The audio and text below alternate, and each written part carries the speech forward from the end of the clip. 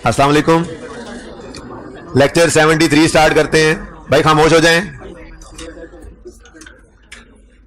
Lecture 73 start करते हैं जी। कल ये क्वेश्चन हमने किया था, क्लोजिंग बैलेंस ही निकाले थे। इसको घर पे जाके कितने बच्चों ने दोबारा किया? इन बच्चों को कोई मसला आया? फिर भी मैं एक बार रिवाइज कर दूं क्विकली इसको, ठीक है? जल्दी से करते हैं इसको, जल्दी से रिवाइज करते हैं। सबसे पहले issuance of share capital, easy बात है। डिविडेंड दो तरह का होता है। असल में टाइम क्लासिफिकेशन है सिर्फ इसलिए कि कौन सा डिविडेंड हमने अपनी रिक्वायर्ड स्टेटमेंट ऑफ इक्विटी में रिकॉर्ड करना है। जिस साल में खड़े होंगे उस साल का फाइनल डिविडेंड कभी भी उस स्टेटमेंट ऑफ इक्विटी में नहीं आता। जैसे अगर आपको 2021 में खड़ा कर दे तो आपको 3 डिविडेंड दे दे फाइनल, 19, 20, 21, 20, 21 और 22 का फाइनल डिविडेंड दे दे। 19, 20, 21, 22, 23 4 फाइनल डिविडेंड दे दे और आपने 21 की स्टेटमेंट ऑफ इक्विटी बनानी हो तो कौन सा फाइनल डिविडेंड लेंगे? 21 का ना? 21 का नेवर। 21 के साल में 21 का फाइनल हो ही नहीं सकता। अच्छा, 21 के साल में 22 का फाइनल भी नहीं हो सकता, 21 के साल में 18 का फाइनल भी नहीं हो सकता। फाइनल डिविडेंड एक ही होता है ठीक है? 20 का फाइनल 21 में, 21 का फाइनल 22 में एंड सो ऑन, ठीक है? अगली बात आती है इंटरिम की। इंटरिम एक से ज्यादा बार भी कंपनीज दे सकती हैं और जिस साल का इंटरिम डिविडेंड होता है वो उसी साल में नजर आता है। तो ये क्लासिफिकेशन तो सिर्फ इसलिए जरूरी है। एक बार ये क्लासिफाई हो गया कि डिविडेंड ने रिकॉर्ड होना किस साल में है, तो उसके बाद डिविडेंड दो तरह का दे सकती हैं कंपनीज, ठीक है? या कैश डिविडेंड होगा जिसकी एंट्री है dividend debit, dividend payable credit, और डिविडेंड हो रिटेन अर्निंग्स में डेबिट करते हैं। या फिर वो मुफ्त में शेयर्स बांटेंगे तो मुफ्त में शेयर्स बांटने की एंट्री होगी dividend debit share capital credit, और डिविडेंड डेबिट कहां होगा? रिटेन अर्निंग्स में, ठीक है? ये बात करने के बाद हमने ये सवाल शुरू किया था, बेसिक सा सवाल था, ठीक है? इस बेसिक से सवाल के अंदर ये बात मैं दोबारा करूंगा, बाकी तो हो गई थी, ठीक है? अच्छा जी, इस बेसिक से सवाल के अंदर स्टार्ट बिजनेस 1 जनवरी 17 को हो रहा था। रिक्वायर्ड थी चेंज इन इक्विटी 18 की, लेकिन मैंने के सवाल में 17 की भी बना दी थी क्योंकि जिंदगी में पहली बार आप बना रहे थे। हालांकि 18 में आपको ओपनिंग डायरेक्ट निकाल लेना चाहिए था। बहरहाल 17 के साल में 50 रुपए के कैपिटल से बिजनेस शुरू किया गया और 30 का प्रॉफिट उन्होंने 17 में कमाया था। तो शेयर कैपिटल का ओपनिंग 50 और रिटेन अर्निंग्स का ओपनिंग 30, ये हमारी ओपनिंग पोजीशन थी। अब 18 के साल का की चेंज इन इक्विटी बनानी है हमने, तो 18 के साल में 18 का प्रॉफिट आता है फाइनल जो होता है, ठीक है? 18 के साल में 17 का फाइनल डिविडेंड आता है और 18 के साल में 18 का इंटरिम भी आता है। अच्छा, फाइनल डिविडेंड है या इंटरिम है, कैश भी हो सकता है, सिर्फ बोनस भी हो सकता है, कैश और बोनस दोनों भी हो सकते हैं। जब डिविडेंड अनाउंस किया जाता है तो किसी भी तरह से अनाउंस किया जा सकता है। सिर्फ कैश दे दें, सिर्फ बोनस डिविडेंड दे दें, कैश बोनस दोनों मिलाकर दे दें, मर्जी है, ठीक है? बहरहाल ये याद रखना है, 18 के साल की चेंज इन इक्विटी बना रहे हो तो डिविडेंड फाइनल वाला कौन सा आएगा? 17 का। और अगर 18 के साल की चेंज इन इक्विटी बना रहे हो तो इंटरिम कौन से साल का आएगा? 18 का ही, ठीक हो गया? ये बात हो गई। अब फेस वैल्यू उन्होंने कहा था जी 10 है पर शेयर। प्रॉफिट आफ्टर टैक्स 18 का 45 मिलियन है। ये 45 मिलियन यहां पर लिख दिया, कल अगर नहीं भी लिखा था तेजी में जाते हुए तो बहरहाल ये आना था, ठीक है ना? आता ही है। अच्छा, अब क्या हुआ जी? 18 के मार्च में final dividend of 17 is announced. क्यों? 17 में फाइनल होता नहीं है ना प्रॉफिट, तो जब फाइनल हुआ होगा तो उनको देखकर डायरेक्टर्स ने अनाउंस करना है पिछले साल जो प्रॉफिट कमाया था उसमें से डिविडेंड दे दो। अब वो फाइनल कब हुआ है? 18 में। तो 17 में जाकर हम नहीं इसको अनाउंस कर सकते, ये 18 में ही अनाउंस होगा। 18 की ही फाइनेंशियल स्टेटमेंट में रिकॉर्ड होगा। उन प्रॉफिट्स में से बंटवारा हो रहा है, उन प्रॉफिट्स को देख के बंटवारा हो रहा है, यूं कह लें उन प्रॉफिट्स में से, क्या रिटेन अर्निंग में से बांट रहे होते हैं, उससे पुराने प्रॉफिट्स पर, तो प्रॉफिट्स को देखते हुए बांटा जा रहा होता है, ठीक है? डिविडेंड, ठीक है? तो मार्च 18 में फाइनल डिविडेंड ऑफ 17 अनाउंस हुआ 15%, ठीक है? मैंने आपको कहा था डिविडेंड की परसेंटेज को हमेशा किस पे लगाना है? लेटेस्ट शेयर कैपिटल के बैलेंस पे। तो 50 का शेयर कैपिटल का बैलेंस आ रहा था और 15% ऑफ 50 हमने कैश डिविडेंड बांट दिया। एंट्री क्या बनी? एंट्री क्या? डिविडेंड। एंट्री वो डिविडेंड से बोला करो, dividend debit, dividend payable credit. और डिविडेंड डेबिट कहां होता है? रिटेन। रिटेन अर्निंग्स कौन से आइटम्स हैं?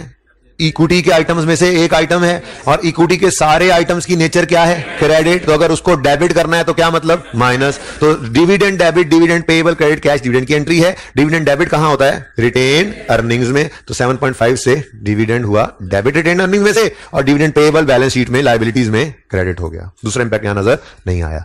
आगे बढ़े, उन्होंने कहा, और फिर सितंबर में जाके शेयर होल्डर्स ने कहा ये 6-7 महीने में बड़ा प्रॉफिट कमा लिया आपने, 6 महीने के अकाउंट्स हमने देखे थे, इसमें से भी कुछ डिविडेंड दे दें, हमारे किचन चलना है इसी के ऊपर, हमने तो यही इन्वेस्टमेंट की हुई है। तो उन्होंने कहा ठीक है, थोड़ा सा और डिविडेंड बांट दिया उन्होंने, ठीक है? कुछ कैश और कुछ बोनस। उसूल आज भी वही, परसेंटेज ऑफ डिविडेंड किस पे लगेगी? शेयर कैपिटल के लेटेस्ट, वो लेटेस्ट अभी भी 50 ही है, ठीक है? वो लेटेस्ट अभी भी 50 ही है। तो पहले कैश की एंट्री कर ली, ठीक है? क्या है जी? 50 इंटू 4% 2। कैश डिविडेंड की एंट्री बोलो, एंट्री बोलो, एंट्री बोलो। डिविडेंड बार बार बोलनी है, एंट्री सभी याद। Dividend debit, dividend payable credit. और डिविडेंड डेबिट कहां होगा? रिटेन्ड अर्निंग्स में। डिविडेंड डेबिट और डिविडेंड पेएबल लायबिलिटीज में क्रेडिट। यहां नजर नहीं आया। दूसरा बोनस, बोनस सर्फ एक्सेल नहीं है, ये बोनस है जी। Dividend debit share capital credit. Dividend debit हुआ रिटेन्ड अर्निंग में, और शेयर कैपिटल भी इसी चेंज इन इक्विटी के अंदर नजर आ रहा है, वो क्रेडिट हो गया, मतलब बढ़ गया। तो ये डिविडेंड आपको दोनों जगह नजर आ गया। ठीक है, एक सवाल पिछली क्लास में तो अब बताना भूल गया, चलो कल बता दूंगा। जहन में आ सकता है कि अगर यही बोनस हम ऊपर लिख देते 50 तो ना रहता, फिर 50 जमा 3 ना हो जाता अगले में। तो भाई एक बात याद रखना, सेम डेट पर, वैसे एहतियातन कह रहा हूं कि उसूल ये बना लो कि अगर सेम डेट पर कैश और बोनस दोनों डिविडेंड हो ना, तो पहले हमेशा कैश की एंट्री कर लिया करना। ठीक है। अच्छा, अगर पहले कोई बोनस लिख भी देना तो शेयर कैपिटल के बैलेंस को मत बदलना, क्योंकि ये नहीं होता कि जो आज शेयर खरीदने आए, ये क्या कहें हम उसको, ये पकड़ो मुफ्त शेयर्स और साथ ये इन शेयर्स पे डिविडेंड भी ले लो। ऐसे नहीं होता। डिविडेंड तो मिलता है जब लोग इन्वेस्टमेंट करते हैं, शेयर कैपिटल खरीद कर रखते हैं, कुछ अर्सा वो बिजनेस होता है, उसमें प्रॉफिट, तभी जाकर डिविडेंड मिल रहा होता है ना। तो बहरहाल इस बहस को छोड़ो, फिलहाल उसूली तौर पर एक बात लिख लो, इधर स्टार लगाकर, इन दो के साथ ना ऐसे स्टार लगा लो। ये तो क्या है, एहतियातन मैंने काम ही वही कर दिया जिससे आप सही रह जाएंगे। ठीक है ना। लेकिन अगर कभी सेम डेट पर ये दोनों डिविडेंड आ जाएं तो आपने हमेशा पहले कौन सा डिविडेंड दे देना है? Cash dividend. ठीक है, तो लिख लो अपने पास, लिख लो, सेम डेट पर कैश और बोनस डिविडेंड आए तो पहले कैश डिविडेंड की एंट्री कर लेना, इससे गलती नहीं होगी। और बाकी उसूल की बात यह है कि जिस दिन मुफ्त में शेयर्स दे रहे हैं, साथ ही उन शेयर्स पे डिविडेंड नहीं दिया जाता। वो फिर अगली बार जब डिविडेंड बांटेंगे तो वो शेयर होल्डर्स होंगे तो फिर डिविडेंड उनको मिलेगा। अभी तो शेयर होल्डर्स बनने जा रहे हैं, इसी दिन थोड़ा ही है, इसी दिन थोड़ा ही है कि मतलब आप जो है वो साथ डिविडेंड भी देते, ऐसा होता नहीं है। ठीक है ना। बहरहाल ये बैच को छोड़े, बस इतनी बात लिख लें अपने पास पर्चा पास करने के लिए। तो क्या कैश और बोनस डिविडेंड अगर सेम डेट पर आ जाएं तो पहले कैश डिविडेंड की एंट्री कर लेना, फिर बोनस की। ठीक है, इससे गलती होगी नहीं। शक में तो पड़ जाते ना, अगर पहले लिख देते उसको 3 को ऊपर लिख देते गड़बड़ हो जानी थी। ठीक है ना। लेकिन हमने शक को पक्का ही दूर कर दिया, हम हमेशा पहले कैश डिविडेंड की एंट्री कर देंगे सेम डेट के ऊपर, ना इधर आएगा शेयर कैपिटल, ना बजेगी बांसुरी। ठीक है, ओके। तुमने शकूर लिखा नहीं? लिखा है, देखूं आके। नलतर वाला सवाल सही हो गया था तुम्हारा? सही हो गया था। वैसे मैंने सारा डिस्कस कर दिया था, तुम लोगों ने क्या तीर मारा कल, सारा सवाल तो डिस्कस। अच्छा जी, यहां तक को मसला। उसके बाद अगली चीज आई थी राइट इशू। ये जरा तेजी में हुई थी बात एंड पे, इसको थोड़ा सा और एक बार देख लें तसल्ली से, क्योंकि स्टेटमेंट ऑफ इक्विटी बस इतनी है। आज मैंने पूरा लेक्चर अदर कंप्रीहेंसिव इनकम और उसके कॉन्सेप्ट पे लगा दिया है। ठीक है। और उसके बाद मैंने जो 3 चज के सवाल है ना किताब में, एक प्रैक्टिस क्वेश्चन 2 और 2 ही पास पेपर जो आए हैं किताब के अंदर मौजूद हैं, एक आधा जो रिसेंट होगा वो बाद में आपको दिखा दूंगा। ठीक है। तो 2 ही पास पेपर, अभी रिसेंट वाला थोड़ा सा मिक्स हुआ है किसी और टॉपिक के साथ, तो जब वो टॉपिक कर लेंगे तो वो तब फिर वो डिस्कस कर लेंगे। ठीक है। पास पेपर के 2 सवाल आप इंशाल्लाह आज करके आएंगे, 60-70% भी हो जाए तो काफी है। बाकी तो कल मैंने वो दोनों करवाने हैं, प्रैक्टिस सेट भी करवाना है, लेकिन करके आप आएंगे। और जाहिर सी बात है ये साकिब भाई और आमिर भाई बाहर खड़े होकर होमवर्क चेक करेंगे, अगर नहीं करेंगे तो ये लोग बेंच पे खड़े रहेंगे। ओके। और कल तो ये 3-4 भी जो होंगे ना, आसपास वालों को भी बता देना, छुट्टी वालों को भी बता देना कि कोई होमवर्क किए बगैर कल क्लास में ना आए। ठीक है ना। तो ये तीनों सवाल अटेम्प्ट हुए होंगे किताब कॉपी के ऊपर आपके, मैं इंशाल्लाह आपको बिठाऊंगा क्लास में, करवाऊंगा मैं खुद इंशाल्लाह वो तीनों सवाल भी। ठीक है। लेकिन आप इंशाल्लाह कर लेंगे, उम्मीद है 60-70%। बताऊंगा होमवर्क की बारी तो आए। अच्छा वैसे लिख लो होमवर्क, मैं बाद में भूल ही ना जाऊंगा, एंड पे जरा जल्दी पड़ जाती है मुझे है, अदनान साहब की छाती भी पड़ जाती है। तो देखो प्रैक्टिस सेट 2 अभी सवाल दिखाऊंगा भी उम्मीद है एंड पे। ये देखो ये सवाल है, पास पेपर 1 और 2 दो ही है। पास पेपर प्रैक्टिस सेट 2, पास पेपर 1 है गालिबन वेडनेसडे कुछ इस तरह से है, और पास पेपर 2 है एस्ट्राजेनेका कुछ इस तरह से, हाँ वैक्सीन का नाम जी। तो प्रैक्टिस सेट 1 और पास पेपर 1 और 2 ये तीनों सवाल आपने करना है। चलिए वापस आए जी। 2 लिखा भी 2 है फिर भी पूछ रहा है, और पास पेपर 1 और 2 है।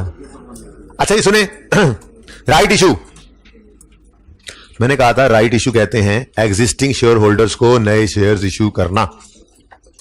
ठीक है। एग्जिस्टिंग शेयर होल्डर्स को जब नए शेयर्स इशू किए जाते हैं तो फिर इस चीज का ख्याल रखा जाता है कि जो एग्जिस्टिंग शेयर होल्डिंग है परसेंटेज ओनरशिप की वो ना बदले, इसलिए इसको प्रोपोर्शनेट बेसिस पर किया जाता है। क्या मतलब कुछ इस तरह का अरेंजमेंट होता है, आज वो अंग्रेजी मैंने ओपन कर दी है। 1 न्यू शेयर मिलेगा फॉर एवरी 5 हेल्ड, जिसके पास 5 शेयर्स उसको 1 नया, जिसके पास 10 शेयर्स उसको 2 नए। अब जिन 2 बंदों के पास 10-10 शेयर्स थे उनको 2-2 इशू करेंगे तो उन दोनों के पास 12-12 हो जाएंगे, उनकी शेयर होल्डिंग में कोई फर्क नहीं मरेगा। 10 शेयर्स थे वो दोनों के 50-50% था, दोनों को 2-2 इशू कर दिए तो टोटल 24 हो गए, तो 12-12 फिर 50% ही है। ये बात समझ आई है? ठीक है। नहीं समझ आई ये बात ही समझ आई। 5 शेयर्स हर बंदे, जिस बंदे के पास 5 शेयर्स हैं उसको 1 नया शेयर मिल जाएगा, तो जिसके पास 10 हैं उसको 2 मिल जाएंगे, जिसके पास 100 हैं उसको 20 50 20। अब मिसाल के तौर पे दो ही शेयर होल्डर थे हमारे, ठीक है, दोनों के पास 100 शेयर्स थे, यानी टोटल 200 थे, दो शेयर होल्डर से एक 100 दोनों के पास था। शेयर होल्डिंग की परसेंटेज क्या थी?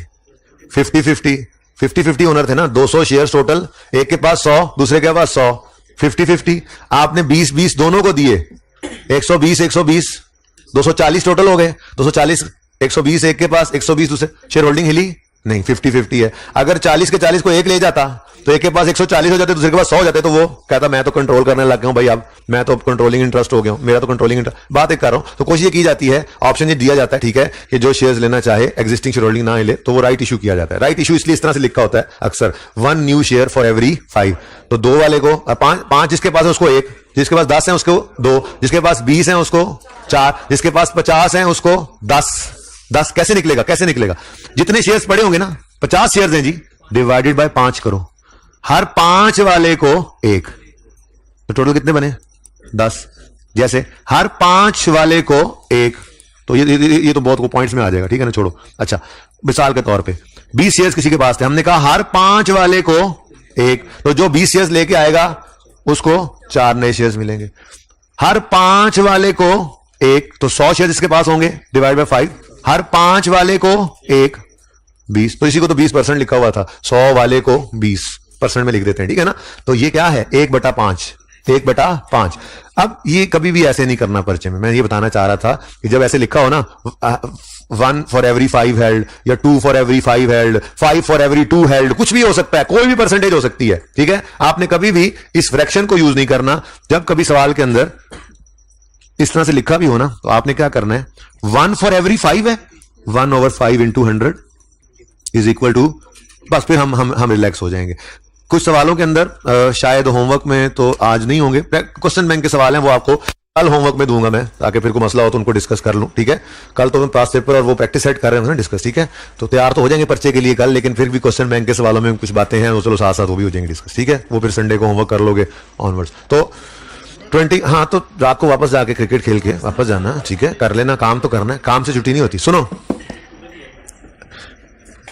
कभी कभी परसेंटेज की बजाय डिविडेंड भी रुपीस पर शेयर में देगा, हम उसको भी परसेंटेज में कन्वर्ट करेंगे, क्योंकि हम परसेंटेजेस के साथ जरा कंफर्टेबल रहते हैं, ठीक है। तो इस तरह से लिखा हो, 2 for every 5 2/5, 3 for every 5 3/5, percentage निकाल के हम उसी से चला करेंगे, ठीक है ना। अच्छा, क्योंकि ये जरा ना टेक्निकल हो जाता है, कभी कभी गलती के चांसेस ज्यादा हैं, तो इसलिए हम ये काम नहीं किया करेंगे, ओके। ये काम हमने नहीं करना। सवाल में वो दे दे तो जो बात कहेगा हम उसको परसेंटेज में कन्वर्ट कर लेंगे। वैसे सवाल के अंदर परसेंटेज में ही कन्वर्टेड था, ठीक है। अच्छा जी, चलो वापस आओ। राइट इशू किया है हमने, राइट इशू किया है 20%। यूं भी लिखा हो सकता था 1 फॉर एवरी 5, तो उसको भी हम 1/5 करके 20% ही करते, ठीक है ना। क्या मतलब कि अगर पहले कंपनी के पास 100 शेयर थे तो उन्होंने 20 नए इशू किए, 1000 थे तो 200 नए इशू किए, लाख थे तो इसी तरह से परसेंटेज लग गई ना, कि जितने नंबर ऑफ शेयर्स एग्जिस्टिंग होते हैं उसी की प्रोपोर्शन में नए शेयर्स इशू हो रहे हैं, ठीक है। अब इसलिए मैंने आपको कहा था कि राइट इशू की एडजस्टमेंट आप 3 स्टेप्स के अंदर किया करेंगे परफॉर्म। पहला स्टेप घर जाके किया था ना सवाल, कुछ तो रिवाइज मैंने छुपाई हुई है वर्किंग। पहला step, number of shares immediately before right issue निकालो, ताकि आप परसेंटेज लगा के नंबर ऑफ न्यू शेयर्स जो इशू है वो निकाल सको, ठीक है। तो सबसे पहला क्या काम करना होगा, नंबर ऑफ शेयर्स निकालने हैं इमीडिएटली बिफोर राइट इशू। अब राइट इशू हो रहा है, ये छुपा लो, राइट इशू मैंने छुपा लिया। उससे पहले कितना शेयर कैपिटल पड़ा है, 50 भी है और 3 मुफ्त वाले भी हैं।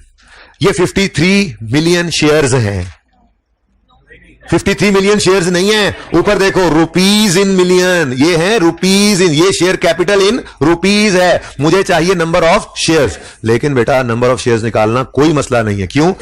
आपको फेस वैल्यू गिवन होती है।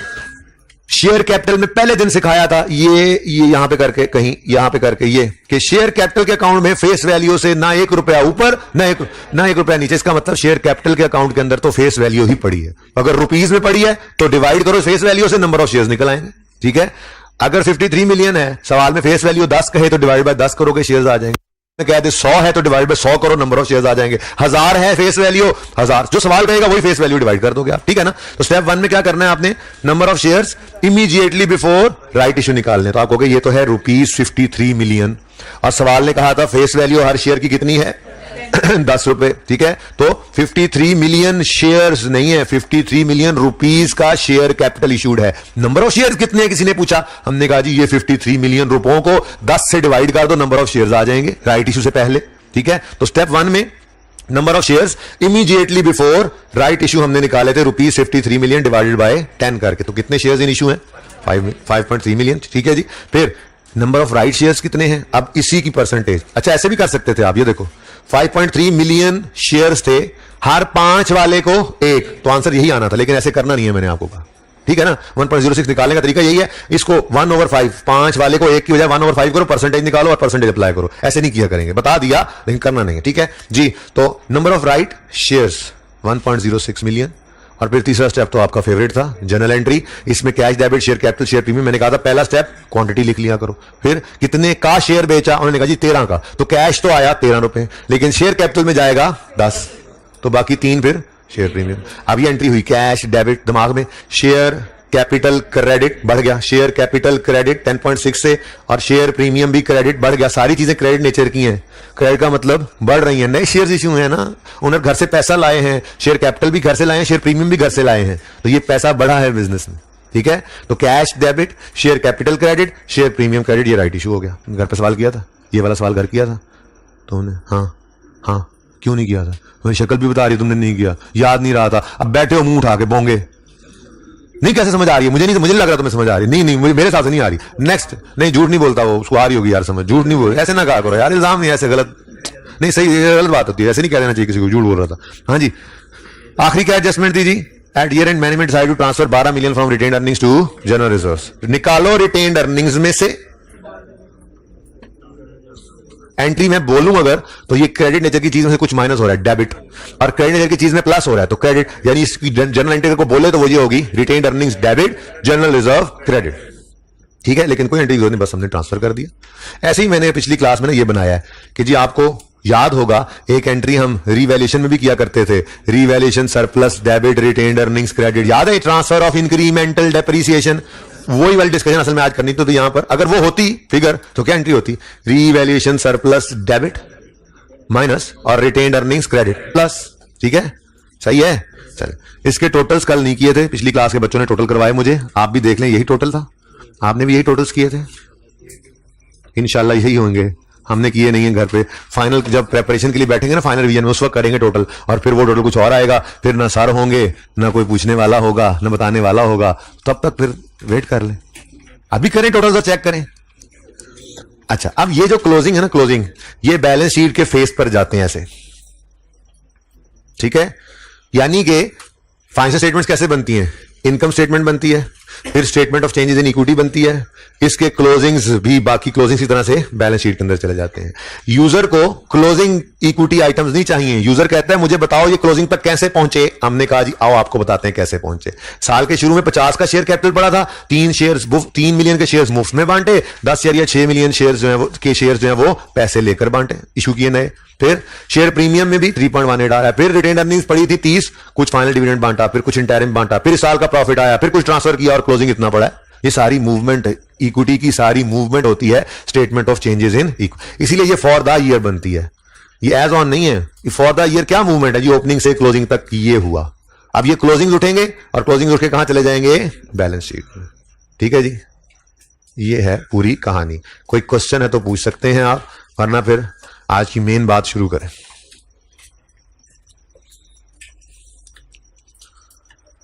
अल्लाह अकबर।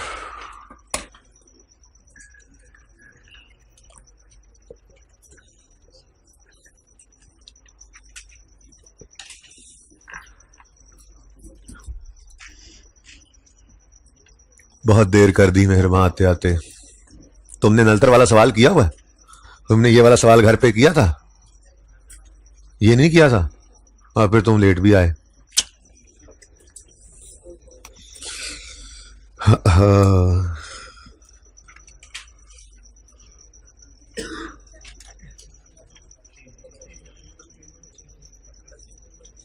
क्या भटकड़ाई एंड पे को बोलता है ना, मुझे सुनाई देता है, अच्छा इंसान बना करो, मैं कुछ कहता नहीं हूं। ये याद है, मैं याद कराता हूं, रिवैल्यूएशन का पहला लेक्चर है, आपका लेक्चर नंबर 11 है। जिस दिन आपने 11 नंबर, आज आप 70 से ऊपर चले गए तो भूल गए 11वां लेक्चर। जिस दिन रिवैल्यूएशन शुरू करनी थी, 11वां नहीं होगा तो थोड़ा सा आगे होगा, ठीक है, ये 11वां दूसरों का है, सॉरी। आपके तो बीच पहले बेसिक्स के भी 13 लेक्चर थे ना, तो 13 के, तो ये को 20 से ऊपर के लेक्चर्स हैं, 20 और 30 के दरमियान वाले लेक्चर्स में ये लेक्चर आपका आया होगा, ठीक है। ये पोस्ट वालों का 11वां लेक्चर है। अच्छा जी, उनको बेसिक्स नहीं ना कराई थी मैंने। फॉर द ईयर प्रॉफिट आता है, वो प्रॉफिट निकल कर रिटेन्ड 21 का प्रॉफिट 35 था, रिटेन्ड अर्निंग्स में आके ऐड हुआ, डिविडेंड कोई नहीं था, क्लोजिंग रिटेन्ड अर्निंग्स 35 है। बैलेंस शीट में शेयर कैपिटल 50 है और रिटेन्ड अर्निंग्स 35। अगले साल ये ओपनिंग बन गए। 22 का प्रॉफिट आया 42 रुपए, ये डिविडेंड कोई नहीं बांटा, इकट्ठी करी जा रहे हैं पैसे, बांट कोई नहीं रहे, 77 हो गया। ये 77 क्लोजिंग कहां चला गया? बैलेंस शीट में नजर आ रहा है 77, ठीक है ना। तो ये बेसिकली हम लेजर की बजाय अब स्टेटमेंट फॉर्म में बना रहे हैं। यही तो कर रहे थे, ओपनिंग कैपिटल प्लस फ्रेश कोई इशू हुआ तो वो क्रेडिट हो रहा है, कोई अभी रीपरचेज तो हमने सीखा नहीं, यहां पे देख लेंगे, ठीक है। बहरहाल ये क्रेडिट, फिलहाल ये डेबिट नहीं होता समझे, ठीक है। फिर रिटेन्ड अर्निंग्स ओपनिंग आ रहा था, प्रॉफिट इसमें ऐड हो रहा था, डिविडेंड माइनस हो रहे थे, कोई और भी ट्रांसफर और रीजन सरप्लस डेबिट रिटेन वो भी यहीं पर ही आता है। तो बस ये लेजर्स की बजाय हमने क्या कर दिया इसको स्टेटमेंट फॉर्म में, और स्टेटमेंट फॉर्म का क्लोजिंग उठ के यहीं पर ही गया है, जैसे ये क्लोजिंग जा रहे थे, ठीक है। ये बात समझे हो? तो ये जो आपके सामने है ना, ये sale less cost of sale, GP less expense assume किया था उस दिन, ठीक है। ये मुकम्मल कहानी नहीं है, ठीक है। हम प्रॉफिट एंड लॉस अकाउंट सिर्फ नहीं बनाते, हम बनाया करते हैं स्टेटमेंट ऑफ कंप्रीहेंसिव इनकम। क्या बनाते हैं जी? Statement of comprehensive income. Statement of comprehensive income के दो पार्ट्स होते हैं, एक प्रॉफिट एंड लॉस अकाउंट, यहां तक जो बनाना सीखा हुआ था, और दूसरी होती है अदर कंप्रीहेंसिव इनकम। फॉर्मेट दिखाता हूं, टेंशन लो, पिछली क्लास में बड़ी मेहनत से बनाया है, ठीक है, आपको भी दिखाता हूं अभी। प्रॉफिट एंड लॉस अकाउंट में रियलाइज्ड प्रॉफिट्स जाते हैं और अदर कंप्रीहेंसिव इनकम में अनरियलाइज्ड प्रॉफिट्स जाते हैं, ठीक है। कैसा फॉर्मेट दिखता है इसका बताता हूं मैं, तस्वीरें बाद में खींचना, ठीक है। ये ऐसा दिखता है, कोई चीज में लिखी नहीं, कोई चीज लिखी नहीं हुई, कोई चीज। ये देखें क्या है जी, आज नाम क्या है इसका? नाम क्या है इसका? स्टेटमेंट ऑफ कंप्रीहेंसिव इनकम, ठीक है। स्टेटमेंट ऑफ, उसको छोड़ो, वो देखते हैं स्टेप बाय स्टेप ही है, ठीक है। स्टेटमेंट प्रॉफिट एंड लॉस से ही चीजें निकलकर रिटेन्ड अर्निंग्स में गई थी ना, बस वो कॉलमनर फॉर्म में, अगली बात बाद में देखते हैं जी। सेल इतनी है, लेस कॉस्ट ऑफ सेल इतनी है, यहां पे आ गया GP. Add other income less selling expense, admin expense, finance cost, other expense, आ गया profit before tax, less tax expense, ये आ गया प्रॉफिट आफ्टर टैक्स। कुछ अज्यूम कर लेंगे फिगर, इसलिए जगह खाली छोड़ी हुई, ठीक है। वो जो आपने बचपन में इनकम स्टेटमेंट बनाई थी ना, वो ऐसी थी, sale less cost of sale, उसमें भी डिटेल यहीं पर, ठीक है। फिर GP add other income less expense, सारे जान के एक्सपेंस फेस पर ही सफे पे पहुंच जाए, डेट पे पहुंच जाए। IAS 1 इसकी इजाजत नहीं देता, IAS 1 कहता है बस मैक्सिमम ये आइटम्स है, आपने जो भी करना है इनकम्स एक्सपेंसेस को इन्हीं में ही क्लासिफाई करना है। Sales less cost of sale, GP cost of sale की वर्किंग है, नोट्स में करो। जैसे वो जिस दिन नोट बनाना सिखाया था तो आपको बताया था हर चीज के नोट्स बन रहे होते हैं। सेल की कोई डिटेल है, लेस ट्रेड डिस्काउंट करना है, लेस करना है, आप तो सेल डिस्काउंट भी, कैश डिस्काउंट भी माइनस होता है, ठीक है। कैश डिस्काउंट अगर आपने माइनस करना है, या आपने जो है वो रिटर्न्स को माइनस करना है वर्किंग में, फेस पे लाइन आइटम नया नहीं आ सकता, ठीक है। कॉस्ट ऑफ सेल में ओपनिंग स्टॉक प्लस परचेज, ये यहां पे नहीं, वर्किंग में, ठीक है। सेलिंग एक्सपेंस में ढेर सारे एक्सपेंसेस हैं, वर्किंग नोट्स में जाएं, नोट्स में जाकर डिटेल दें, इसमें क्या कुछ पड़ा है, इसमें डेप्रिसिएशन है जी, इसमें रेंट है जी, इसमें जी सैलरीज है, इसमें जी इलेक्ट्रिसिटी है, यहां पर नहीं लिख सकते आप अलग अलग, ठीक है। और एक्सपेंसेस को आपने इन्हीं के अंदर ही क्लब करना है। जैसे आपकी फैक्ट्री है, अब उसका बिजली का बिल कॉस्ट ऑफ सेल में जाना चाहिए, उसकी बिल्डिंग की डेप्शन कॉस्ट ऑफ सेल में जानी चाहिए, आपके हेड ऑफिस का बिजली का बिल एडमिन में आना चाहिए, सेल शोरूम का बिजली का बिल सेलिंग एक्सपेंस में। तो भी IAS 1 ने कहा कि बस यही है, इसी के अंदर याद रखना है। बहरहाल ये इनकम स्टेटमेंट हमने यहां FAR 1 में बनानी नहीं है, इसलिए ये दिखानी इसलिए जरूरी है कि जो मैंने सिर्फ इक्विटी सिखानी है ना, उसके लिए फॉर्मेट समझाना जरूरी है। तो रट्टा भी लग सकता था, लेकिन इससे फायदा ये हो जाएगा कि आपको यहां पर ये बात सीखने को मिल जाएगी, FAR 2 में ये वाली इनकम स्टेटमेंट आपने जाके बनानी है, फाइनल अकाउंट्स के अंदर यही वाली बनानी है, ठीक है। अच्छा, तो sale less cost of sale, GP, other income less expenses, कौन कौन से? Selling, admin, finance, other expense, profit before tax, tax minus किया, और प्रॉफिट आफ्टर टैक्स। ये सेल से लेकर पैट तक को कहते हैं प्रॉफिट एंड लॉस, अकाउंटेंट इसको इनसाइड प्रॉफिट एंड लॉस भी कहते हैं। प्रॉफिट आफ्टर टैक्स के बाद अदर कंप्रीहेंसिव इनकम है, जिसमें FAR 1 के लेवल पर सिर्फ एक ही चीज आ सकती है, और वो है रिवैल्यूएशन सरप्लस या लॉस ड्यूरिंग द ईयर, जो अरोज होता है या खत्म होता है, ठीक है। इसके अलावा FAR 2 में जाके यहां पे 2-3 चीजें और आ जाएंगी, FAR 1 में सिर्फ यही चीज है, ओके। इसके अलावा कोई दूसरी चीज नहीं आ सकती। ये अनरियलाइज्ड प्रॉफिट था, याद है? अनरियलाइज उस दिन ना जान चुराई थी, असल में उस दिन ये बात की नहीं जा सकती ना, क्योंकि सिर्फ इक्विटी आज बन रही है, पूरी आज समझ आनी है, ठीक है। तो उस दिन मैंने कहा था लो जी गेन आ गया, asset debit profit and loss, पहले दिन पहली एंट्री। और मैंने कहा था नहीं प्रॉफिट एंड लॉस में नहीं इसको डेबिट करना, प्रॉफिट एंड लॉस में नहीं, क्योंकि ये रियलाइज नहीं है। हमने प्रॉफिट एंड लॉस को काटा था और काट के मुझे अच्छी तरह याद है हमने रीवैल्यूएशन सरप्लस लिख लिया था। तो मैंने कहा था इसको इक्विटी में रखेंगे, ठीक है, सही है। तो भाई मैं आज भी उस बात पे कायम हूं, रीवैल्यूएशन सरप्लस को प्रॉफिट एंड लॉस में तो आज भी प्रेजेंट नहीं किया। प्रॉफिट एंड लॉस तो यहां पे खत्म हो जाता है। ये क्या है? अदर कंप्रीहेंसिव इनकम, ठीक है। अब पूरी साइंस समझनी है आपने। मिसाल के तौर पे कोई फिगर अज्यूम करें जी, प्रॉफिट की कोई फिगर अज्यूम करें, इतनी छोटी छोटी फिगरें पे कम से कम 158 तो होता, 158, ठीक है। और रीवैल्यूएशन सरप्लस की भी कोई फिगर छोटी सी, अब जैसे जरा छोटी रखना, ठीक है, 22, चलो जी ऐसे अज्यूम कर लिया। अब ये फॉर द ईयर प्रॉफिट है, ये प्रॉफिट इसको छोड़ो, ये कुछ है ही नहीं फिलहाल, समझो इतने तक पड़ा है। ये नेट प्रॉफिट आया, ये नेट प्रॉफिट कहां जाता है? कहां जाता है? कैपिटल नहीं है, वो जमाना गुजर गया, बचपन गुजर गया। शकूर खुदा का खौफ करो, कैपिटल को तो कब से छोड़ दिया हमने। रिटेन्ड अर्निंग्स बनाते हुए हमें 50 लेक्चर हो गए हैं, ठीक है।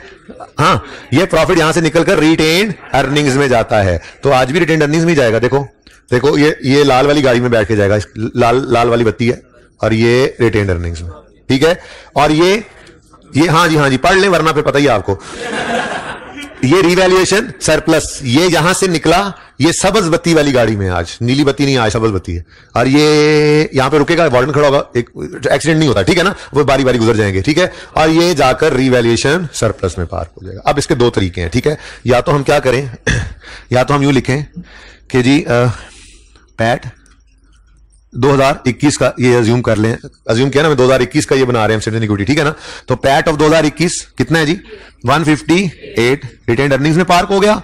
और रीवैल्यूएशन सरप्लस जो अरोज हुआ 2021 में, हमने अज्यूम किया कितना है? 22, ये रीवैल्यूएशन सरप्लस में। ये बात समझ आई है?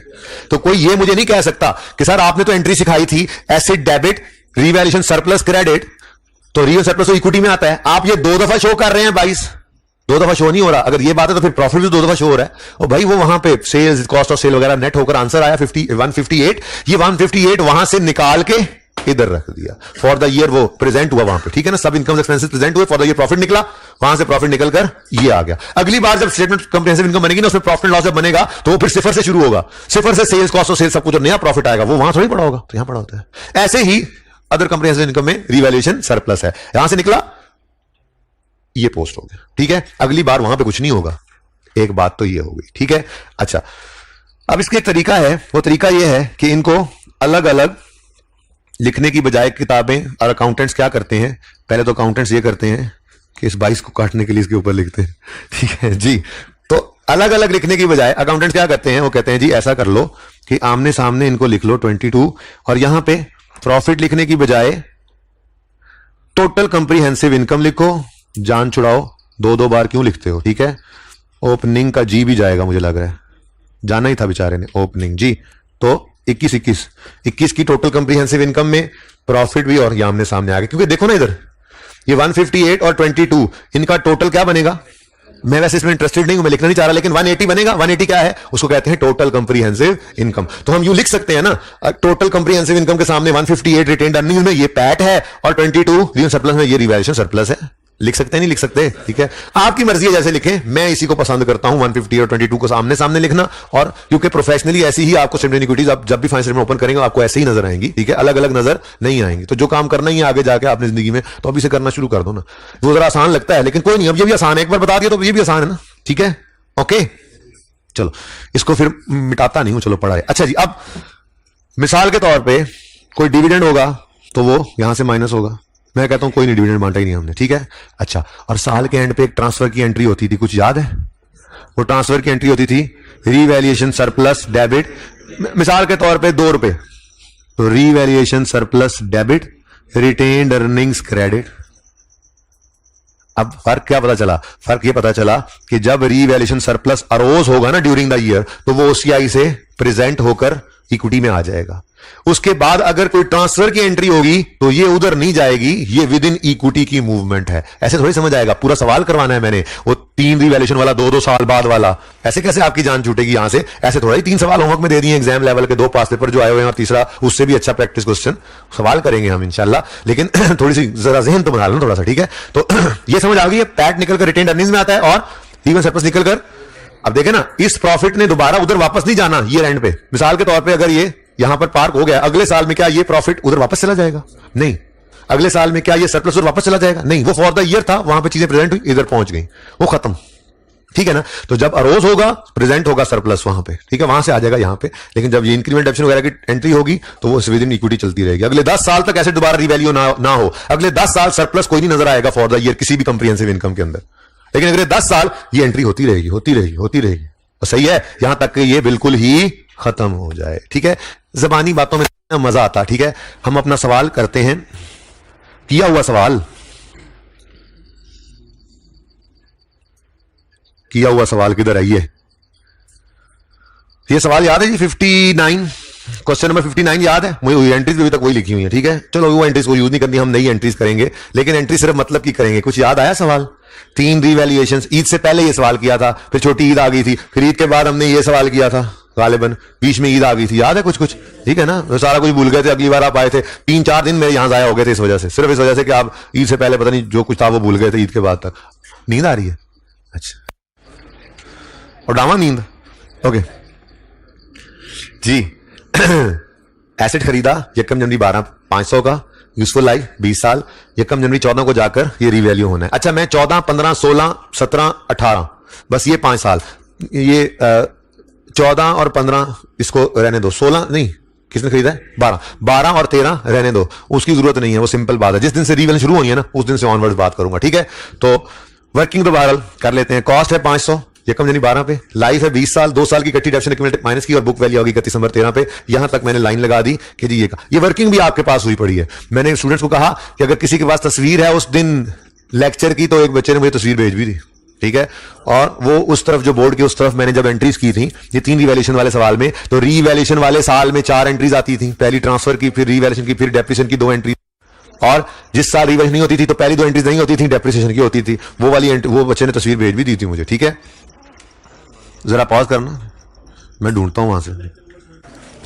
अच्छा जी, वैसे यहां से नजर तो शायद आपको आए शायद ना आए, लेकिन कुछ बात इस तरह की आजा थी, कुछ बात इस तरह की थी। ठीक है जी, ये 14 के साल में, उससे पहले यहां से रिवैल्यूएशन, ये रिवैल्यूएशन हुई थी, तो रिवैल्यूएशन की थोड़ा बहुत नजर आ रहा होगा, ये एंट्री दोबारा करनी है, लेकिन मैंने सिर्फ मतलब की एंट्री करनी है, बाकी यहीं से देख लेंगे। ये कम 14 पर एसेट रिवैल्यू हो रहा है, तो पहले ट्रांसफर की entry, accumulation debit, asset credit, फिर asset debit, revaluation, surplus, credit. आज ये एंट्री सिर्फ बदलनी है, आज इस एंट्री में हमने लिखना है revaluation surplus in OCI credit. फिर ईयर एंड पे डेप्रिसिएशन हुई और ट्रांसफर हुई, इस ट्रांसफर में हमने रिवैल्यूएशन सरप्लस इन ओसीआई नहीं लिखना, इसमें नहीं लिखना। ठीक है, फिर उसके बाद अगला साल रिवैल्यूएशन नहीं हुई तो रिवैल्यूएशन की एंट्रीज नहीं है, ट्रांसफर की एंट्री भी है, डेप्शन की भी है, यहां डेप्शन की एंट्री, यहां इस ट्रांसफर में रिवैल्यूएशन सरप्लस आती है, ओसीआई नहीं लिखना। तो मतलब जिस दिन रिवैल्यूएशन सरप्लस अरोज होगा, यानी जिस दिन रिवैल्यूएशन हो रही होगी, उस दिन अगर रिवैल्यूएशन सरप्लस का अकाउंट हिट होगा तो वो इन ओसीआई प्रेजेंट होगा, उसके अलावा नहीं। फिर अगले साल में एसेट फिर रिवैल्यू हुआ और लॉस आया, सरप्लस आ ही गया, तो दूसरी एंट्री कोई नहीं, और फिर इसी तरह से अगला साल आ रहा है। तो ये वाला काम हमने किया हुआ है। ये हमारी क्लास में हुआ सवाल है, ये देखो, यही वाला सवाल मैं दोबारा कर रहा हूं, बस फर्क सिर्फ ये है कि मैंने यहां पर 25 और 25 की बजाय जंप यहां पर लगाया ना, डायरेक्ट मैंने 50-2 कर दिए थे, इससे आगे वर्किंग चल रही है। ठीक है, मैंने कहा बता दूं कि किया हुआ काम दोबारा कर रहे हैं, आज हमने कुछ खास नहीं पढ़ा, आज सिर्फ टाइम जाया किया। ठीक है, ओके जी, तो ये काम चल रहा था। तो बाकी एंट्रीज मैं नहीं करूंगा, बाकी एंट्री जबानी है, जिसने देखनी है वो अपने लेक्चर नंबर को ओपन करके देख लेगा। ओके, घर जाके देख लेना, जरूरत नहीं है, आपको एंट्रीज आती हैं, ऐसे ऐसे एंट्रीज आप बोलेंगे। ठीक है, 14 के साल में पहली एंट्री, ये देखो भाई, 14 के साल में मुझे पता है किस एंट्री में इंटरेस्ट होगा, ये जिस दिन रिवैल्यूएशन हो रही है, रिवैल्यूएशन की एंट्री, भाई मैं बोलो यार, जिस दिन रिवैल्यूएशन हो रही है, इस तरह से अगली तीसरी रिवैल्यूएशन पे भी जाएंगे इंशाल्लाह। ठीक है, तो ये ग्रीन कलर की एंट्री जो है, इसमें मेरा इंटरेस्ट होगा, और फिर देखेंगे ट्रांसफर की एंट्री होनी है नहीं होनी, तो ये एंट्रीज थोड़ी बहुत मैं करूंगा, बाकी जबानी बोलूंगा सारी एंट्रीज। ठीक है, लेकिन 14 के साल से, उससे पहले नहीं। ओके, चलें शुरू करते हैं जी। 14 के साल में यकम जनवरी 14 अभी दिखाकर आया आपको, ये पहली एंट्री होनी है ट्रांसफर की। ठीक है, ये एक्यूमुलेशन डेबिट, एसेट क्रेडिट नजर आ रहा है, गुजारेगा थोड़ा बहुत। ठीक है, नहीं आ रहा कोई गल नहीं, अल्लाह पाक खैर करे, आंखों का इलाज कराओ जी, आंखें बड़ी नेमत ने। तो यकम जनवरी 14 पर accumulated depreciation debit, asset credit, ये ट्रांसफर की एंट्री हम नहीं कर रहे। दूसरी एंट्री होती थी ये वाली, एसेट डेबिट, इतनी देर सब कुछ करने तो बाद पाई इतने आके ब्लॉक हो गया, उन्हें कहा इन्ना भजा रहे हो मैनू जी।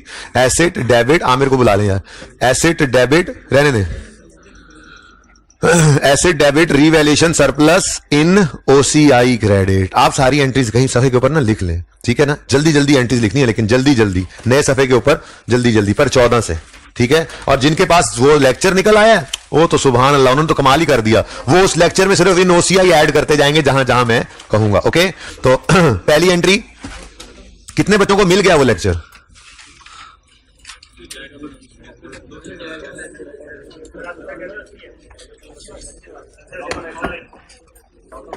अच्छा करो, लेकिन टाइम इतना नहीं है, जल्दी कर दे फिर।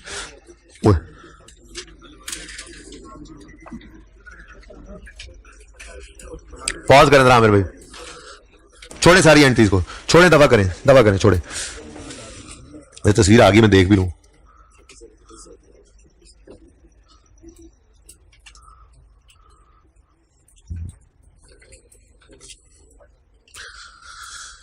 पॉज करें यार, ये अच्छी है तस्वीर।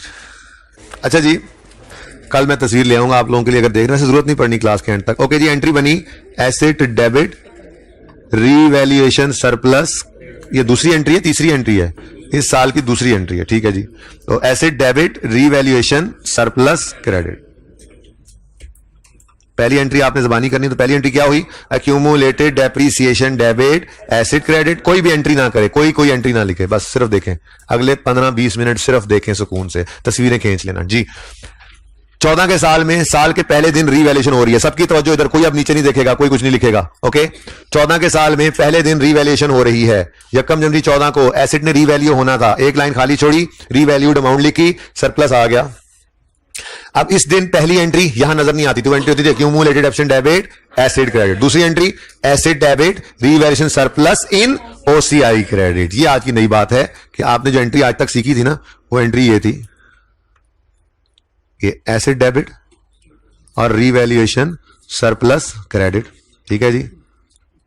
आज हमने इसमें एक नई चीज ऐड की, इन ओसीआई, ठीक है। कितनी अमाउंट है जी? 350। अभी अपने फॉर्मेट में डालेंगे ना इनको। ओके, उसके बाद ये रेंड आया 31 दिसंबर 2014, तीसरी एंट्री हो रही है depreciation expense debit accumulated depreciation credit, मैं इसमें इंटरेस्टेड नहीं हूं। चौथी एंट्री है 19 रुपए की, बोलो एंट्री क्या है? रीवैल्यूएशन सरप्लस डेबिट, ये वाली एंट्री भी मैं कर रहा हूं, ये वाली एंट्री रीवैल्यूएशन सरप्लस डेबिट और रिटेन्ड अर्निंग्स।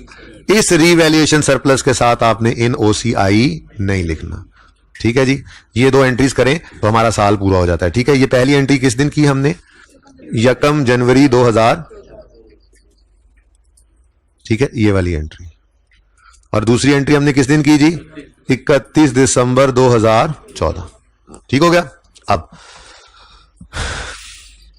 ये जी मैं 14, 15, 16 एक्सट्रैक्ट बनाऊंगा, इसके अंदर मैं profit and loss, profit after tax की फिगर अज्यूम करनी है, कोई फिगर अज्यूम करा दो, कुछ भी 1050, ऐसे ही दिल में आया मेरे, पिछली क्लास पता नहीं क्या था, 1500 तक गालिबन, 1050, ये क्या है? Profit after tax. अच्छा, अब 14 का साल है जी, 14 के साल में बाकी सब चीजें, सब कुछ हुआ, ठीक है ना। ये पहली एंट्री, एसेट बढ़ गया और रीवैल्यूएशन सरप्लस इन ओसीआई भी पॉजिटिव बढ़ गया, कितने से?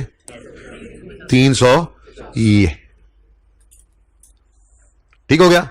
अब ये इन ओसीआई प्रेजेंट हुआ और वहां से अपनी अपनी गाड़ी में ये लोग बैठे, लाल गाड़ी वाला रिटेन्ड अर्निंग्स में पहुंचाओ जरा, कितना जी?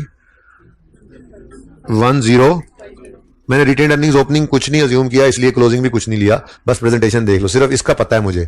ये 0 क्यों लिख दिया मैंने? ये 0 क्यों? इससे पहले कभी एसेट रीवैल्यू 350 से ऊपर कुछ भी नहीं है रीवैल्यू सरप्लस में, तो इस पे मैं कंफर्म हूं। बाकी ये पता नहीं कितना है, मेरी तो एग्जांपल थी ना, तो अज्यूम मैंने कर लिया क्वेश्चन मार्क x, पता नहीं कितना है। कुछ करना चाहो तो ये भी अज्यूम कर लो, लेकिन इतनी असम्पशंस क्या लेनी है, जरूरत नहीं है, ठीक है ना। जो चीज सिखानी है वो मैंने यहां पर जो वो ले लिया, ठीक है। अच्छा, तो रीवैल्यूएशन सरप्लस 350, ये सबज बत्ती वाली गाड़ी में बैठकर ये आ गया रीवैल्यूएशन सरप्लस। इकट्ठा मैंने बोल दिया था कि टीसीआई लिखकर 2014 लिख देना, आमने सामने लिख देना, कोई मसला नहीं है, जगह जगह भी बच जाती है इससे, यहां तक कोई मसला।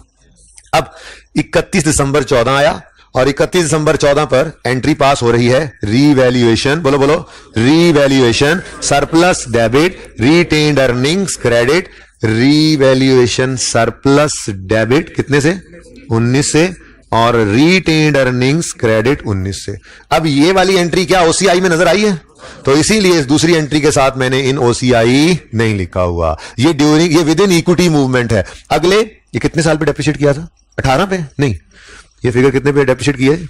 16 साल पे नहीं, 18 पे, हाँ 44, 18 साल तक अगर दोबारा कभी रिवैल्यूएशन ना हो तो 18 साल तक इधर कुछ भी नहीं आना, और 18 साल तक हर साल ये एंट्री होती रहेगी, होती रहेगी, होती रहेगी, यहां तक कि ये 350 नील हो जाएगा, साथ के साथ एसेट भी नील हो जाएगा। ये बात समझ आई है? तो जिस दिन रीवैल्यूएशन हुई, अगर उस दिन रीवैल्यूएशन सरप्लस का अकाउंट हिट हो रहा है तो वो फॉर द ईयर प्रेजेंट होकर इधर आएगा।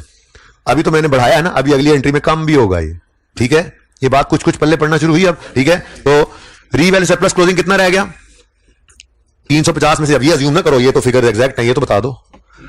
331 वर्किंग के साथ भी मैच करेगा। 31 दिसंबर 14 पर 331 ही नजर आ रहा है, ठीक है? अब थोड़ी सी पिक्ट्यूरे समझ आइए, थोड़ी सी पिक्ट्यूरे, ये पिक्ट्यूरे, ये आपको अगली बात आपको पता है कि ये क्लोजिंग में कहां जाना है, ये इक्विटी में जाएंगे, शेयर कैपिटल क्लोजिंग, ये रिटेन अर्निंग का वो छोड़ो, ठीक है? बता दियो आपको, ठीक है? अच्छा ये देखो, ये पूरी पिक्ट्यूरे है, कुछ कुछ पल्ले पड़ रही है बात, कुछ कुछ पल्ले पड़ रही है। ग्रीन एंट्री पे मुझे ज्यादा फोकस था। ग्रीन एंट्री जब आई तो रीवैल्यूएशन सरप्लस इन ओसीआई लिखा हमने, अब वो ब्लैक ही हो गया, चलो ठीक है? ये बात समझे हो? आगे बढ़ते हैं। नेक्स्ट ईयर आया, 15 का साल आया। 15 के साल में मुझे पता है ये बंद हो गया, मैंने खुद बंद किया है। 15 के साल में मैं वही वाली तस्वीर खो रहा हूं, कम से कम तस्वीर तो थी ना, तुम अच्छी वाली भेज लो। अच्छा जी 15 का साल आया। 15 के साल में दोबारा रीवैल्यूएशन कोई नहीं हो रही, रीवैल्यूएशन कोई नहीं हुई, तो रीवैल्यूएशन की दोनों एंट्रीज भी कोई नहीं, पहली दूसरी एंट्री कोई नहीं हुई। तो पहली एंट्री कौन सी? 31 दिसंबर 15 पे डेप्रिसिएशन डेबिट एक्यूमुलेटेड डेप्शन क्रेडिट 44 से, ये एंट्री मैं पास नहीं करूंगा। दूसरी एंट्री कौन सी हुई? ये इस 19 की एंट्री हुई, ये 19 की, ये 19 की एंट्री। ये अब किस दिन हो रही है जी? ये 31 दिसंबर 15 पर हो रही है, और इसकी एंट्री हो रही है अगेन वही रीवैल्यूएशन सरप्लस डेबिट और रीटेन्ड अर्निंग्स क्रेडिट, और अगेन देखो रीवैल्यूएशन सरप्लस तो लिखा हुआ है लेकिन उसके साथ इन ओसीआई नहीं। तो यही मैं आपसे अर्ज कर रहा था कि अगले 18 साल तक अगर रीवैल्यूएशन कभी भी ना हो तो अगले 18 साल ये एंट्री पड़ती रहेगी। ओसीआई में कुछ नहीं नजर आएगा, इधर कुछ नहीं नजर आएगा, फॉर द ईयर रोज ही कुछ नहीं हुआ। यानी इधर देखो कोई सरप्लस आया 15 में, देखो। तो यहां पे अब क्योंकि मैं लिख नहीं सकता ना, इसको मैं दूसरी पिक्चर बना के लाऊंगा कल पेस्ट करके, ठीक है ना? तो वहां पे पहली एंट्री में आपने क्या लिखा है आज? 350 पर asset debit in surplus in OCI credit, लेकिन नीचे वाले पे इन ओसीआई नहीं लिखा। अगले साल में आए वो था ही नहीं, लेकिन साल के एंड पे ट्रांसफर तो हुआ ना। अब इस ट्रांसफर की एंट्री पड़ी, इधर देखो, ये देखो, कुछ अज्यूम करो जी, प्रॉफिट को फिगर अज्यूम कर लो, कुछ फिगर अज्यूम कर लो यार, कितने निकम्मे लोग हो। प्रॉफिट बढ़ाओ, बिजनेस ग्रो करो, 1600 ऐसे, ठीक है? अच्छा अब मुझे बताओ असल मतलब की बात, रीवैल्यूएशन सरप्लस इन ओसीआई कितना आया 15 में? कख नहीं है, कोई रीवैल्यूएशन ही नहीं हुई, तो यहां पे कुछ नहीं आ रहा, ठीक है? अब ये 1600 लाल गाड़ी पे बैठकर भागा, अब गाड़ियां वही है, ठीक है ना? ठीक है, इधर ही पहुंचा देना, ओके? कितनी गाड़ियां बनाऊं मैं, ठीक है? तो यहां से ये स्टॉप है, तो 1600 यहां से निकला, स्टॉप पे आया, गाड़ी में बैठा और यहां से अपने कॉलम में, ठीक है? लेकिन ये इधर 15 का प्रॉफिट 15 की रिटेन्ड अर्निंग्स में, ये बताया था ना, 16 का प्रॉफिट 16 में, 14 का प्रॉफिट 14 में, ठीक है? तो ये आ गया एक 1600 लाल गाड़ी वाली सवारी, और सबज गाड़ी वाली सवारी आज है ही कोई नहीं, ठीक है? नहीं, आज नहीं है, वो आपको जिसका इंतजार था वो नहीं है। लेकिन 31 दिसंबर 15 की शाम को ट्रांसफर की एंट्री तो फिर भी हो रही है, यही तो आपको समझाया है भाई, ठीक है? फॉर द ईयर रोज नहीं हुआ तो नहीं हुआ, ट्रांसफर हो रहा है तो हो रहा है। तो ये फर्क था असल में, जो उस वक्त समझाता तो शायद आपको समझ ना आती, क्योंकि स्टेटमेंट इक्विटी उस दिन नहीं ना बनानी थी, तो मैंने कहा था उधार कर लो, ये बात करेंगे। कभी कभी मुंह से निकल भी जाती थी एंट्री इन ओसीआई क्रेडिट, क्योंकि उन दिनों में FAR 2 के अंदर भी रिवैल्यूएशन चल रही होती है, तो वो उन्होंने पहले से पढ़ा था। अब अगली बार जब आप FAR 2 जिंदगी में पढ़ रहे होंगे तो आपको फिर ये एंट्री में मसला तो नहीं होना चाहिए ना, ठीक है? अब आपको पता होना चाहिए कि जिस दिन रोज हुआ सरप्लस ओसीआई प्रेजेंट हुआ, जिस दिन नहीं है तो नहीं है। जो transfer of incremental depreciation to retained earnings होता है, ये फॉर द ईयर एंट्री ये रिटेन्ड अर्निंग्स में होती जाती है। अगले साल में भी यही एंट्री पड़ेगी। बोलो जी क्या एंट्री है? Revaluation surplus debit retained earnings credit, कितने से जी? कितना हो गया? 312। समझ गए बात को? पिक्चर समझ आ रही है? चलो अब अगला साल आता है, और अगले साल में फिर ग्रीन वाली एंट्री आ गई, खतरनाक एंट्री आ गई, खतरनाक एंट्री।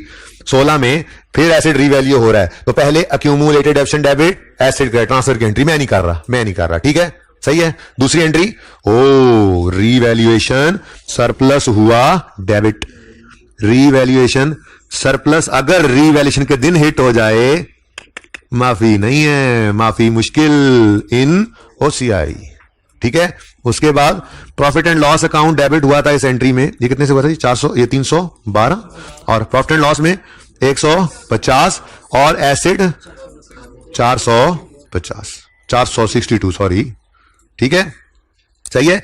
ये एंट्री किस दिन हो रही है?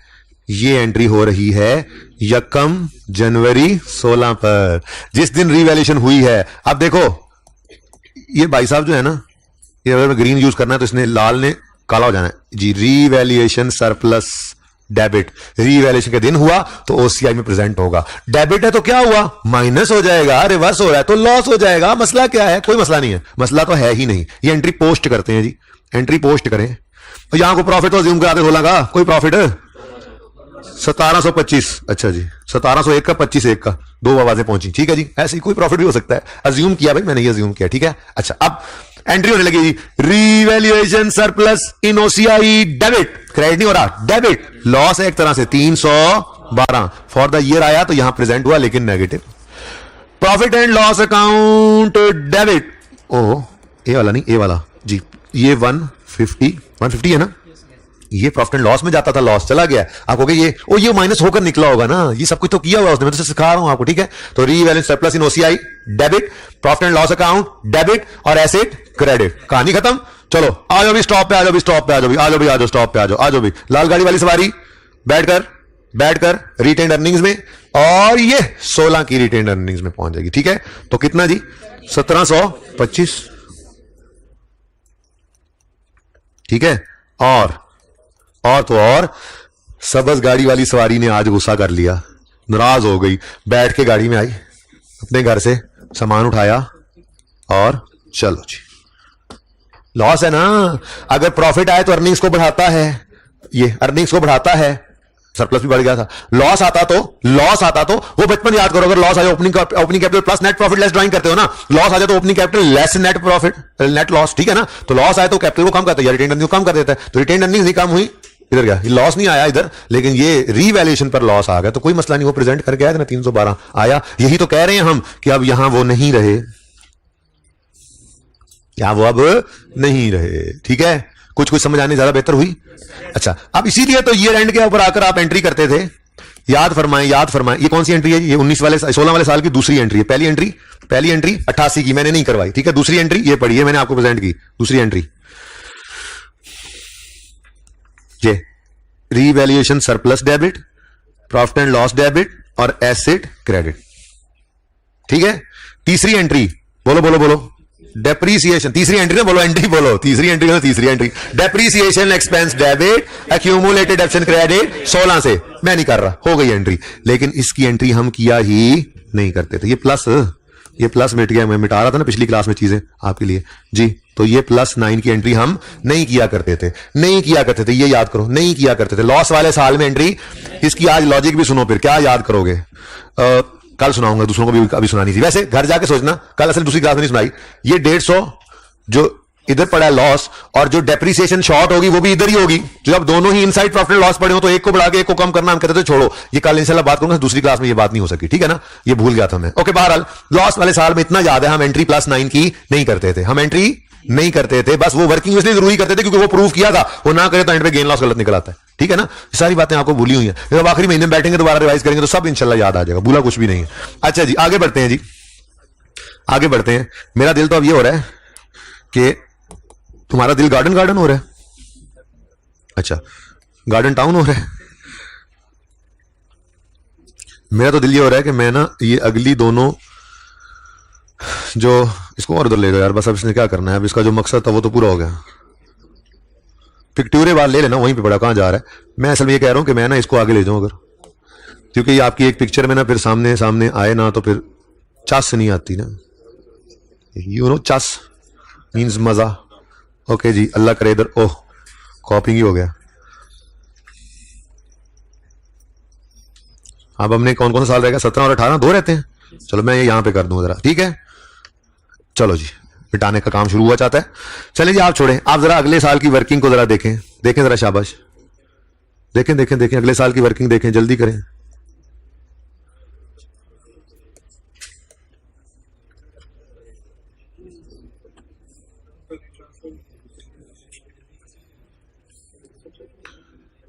जी 16 तक तो मैं पहुंच गया हूं, 17 और 18 ही रह गया, जल्दी करें, ये तो बनेगा ही नहीं, बस यहां पे एंड हो जाएगा हमारा सवाल इंशाअल्लाह।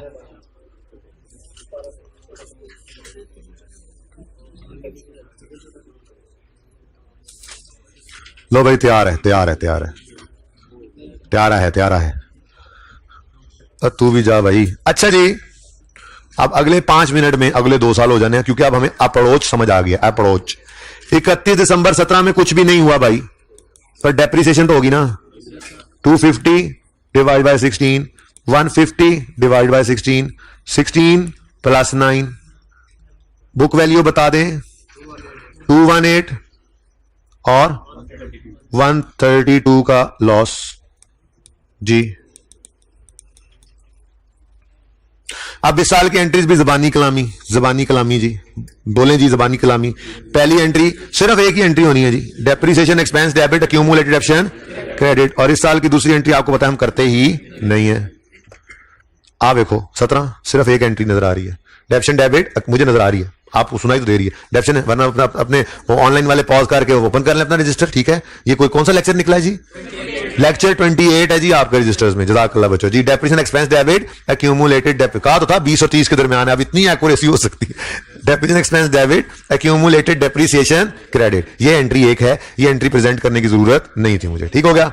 अब आता है जी 18 का साल, ठीक है, क्योंकि देखो रीवैल्यूएशन नहीं ना हुई, इसलिए मैं इंटरेस्टेड ही नहीं हुआ, बाकी सारा काम तो आपको पहले सिखाया हुआ है। देखो मैं रीवैल्यूएशन के दिन इंटरेस्टेड हो रहा हूं बस, क्योंकि मैंने इस दिन दिखाना है आपको, जिस साल में रीवैल्यूएशन हो रही है उस साल में ये सरप्लस या लॉस नजर आता है, सिर्फ इस चीज के अंदर ये सिखा। सिर्फ इन ओसीआई जो रीवैल्यूएशन के दिन रीवैल्यूएशन सरप्लस की एंट्री में लिखा होता है ना, इन ओसीआई, सिर्फ वो चीज समझाने के लिए मैंने आज पूरा लेक्चर लगाया आप लोगों के साथ, ठीक है, लेकिन वो चीज है इंपॉर्टेंट। अच्छा एक बात सुनो, अगर पहली ही दफा लॉस आ जाए तो क्या एंट्री होती है? Profit and loss debit asset credit भाई, फिर कुछ भी ओसीआई में नहीं आना, ठीक है। हाँ पहली बार लॉस आ जाए तो जब तक रीवैल्यूएशन सरप्लस, रीवैल्यूएशन के दिन जो एंट्री होती है ना रीवैल्यूएशन की, ट्रांसफर के बाद वाली, उसमें रीवैल्यूएशन सरप्लस अगर हिट हो गया, चाहे डेबिट है चाहे क्रेडिट है, वो ओसीआई के अंदर प्रेजेंट होगा, ठीक है। आजो भी आजो, आजो भी आजो, आखिरी साल आ गया भी हमारा। ओहो ओहो ओहो, सॉरी सॉरी, कुछ प्रॉफिट अज्यूम कराओ भाई। 2500 पे पहुंच गए भाई, 1800, चलो 1828 कर लो, चलो 1828 जी। इधर देखो कुछ भी नहीं आया, कुछ भी नहीं आया, रीवैल्यूएशन ही नहीं हुई। अब अपनी अपनी गाड़ियों में सवार हुए, लेकिन ना आज थोड़ा सा ट्रैक बदल गया, उधर इधर चला गया, ओहो वो वापस आया, देखा ना रास्ता भी नहीं पता चल रहा उसको। और ये ग्रीन वाले का ये थोड़ा सा आज ना इधर, ठीक है ना, जरा वो अगर आगे आ गया थोड़ा सा, ठीक है। वैसे अब ये लाइनें लगाने की जरूरत भी नहीं थी, आप अल्हम्दुलिल्लाह पहुंच चुके हैं, आपने पकड़ लिया इस बात को। बहरहाल जी 1828 ये किस साल का प्रॉफिट है जी? 17 का। 17 का प्रॉफिट आएगा 17 की रिटेन्ड अर्निंग्स में, जिसका ओपनिंग होगा 1 जनवरी 17 पर और क्लोजिंग होगा 31 दिसंबर 17 पर। तो प्रॉफिट फॉर 17 है 18 है, अच्छा अच्छा अच्छा, मैंने कहा 18 का है, 1828। और इधर देखो, इधर भाई साहब का बैलेंस कितना पड़ा हुआ है भाई, पिछले साल के एंड पे 0 हो गया था, वो देखो इतना बड़ा 0, ठीक है। और इस साल भी कुछ नहीं आया, उधर मेहमानों वालों भी कोई नहीं आया, मेहमान भी कोई नहीं आ रहा, अल्लाह की रहमत होते हैं मेहमान। तो जब इधर कुछ है नहीं तो ट्रांसफर क्या करोगे, तो इधर भी कुछ नहीं आना, ठीक है। तो ये कुछ नहीं से होते हुए अभी कुछ होगा, ठीक है जी। चलो नेक्स्ट जी स्टूडेंट। हाँ हाँ जी ले जाएंगे जी जी जी, वो ये करेंगे, वो ये करेंगे। लॉस के बाद सरप्लस आ रहा है ना, ये ट्रीटमेंट होगा, देखते हैं। डेप्रिसिएशन नहीं नहीं नहीं नहीं नहीं, साल के पहले दिन रिवैल्यूएशन होगी, साल के पहले दिन रिवैल्यूएशन जी। 1 जनवरी 18 पर एक लैंड खाली छो, रिवैल्यूड अमाउंट लिखो लिखो लिखो लिखो लिखो 600, ठीक है। तो 600 पर एसिड पहुंच गया, ओए बहारें लग गई, खुशियां आ गई जी। रिवैल्यूएशन सरप्लस आ गया 382, इसने पहले तो जाके खाया इस लॉस को, और कितना बचा 250 का सरप्लस बच गया।